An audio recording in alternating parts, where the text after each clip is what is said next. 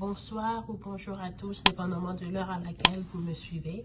Ici, une autre fois, votre servante, la sœur Ruth. J'aimerais nous exhorter sur la consécration.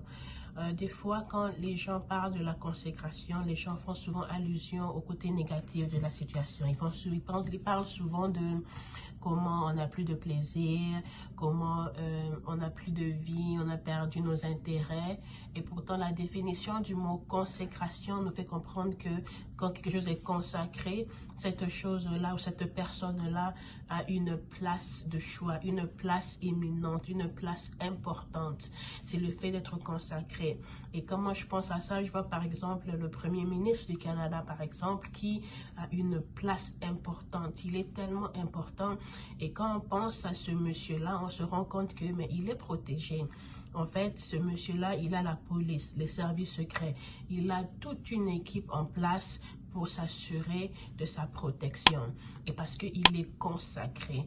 Aujourd'hui, j'aimerais nous dire que, un peu comme cette boîte de conserve, si on prend cette boîte et on la lance contre le mur, ou elle tombe par terre, ou de l'eau tombe dessus, mais elle est protégée, le contenu est protégé.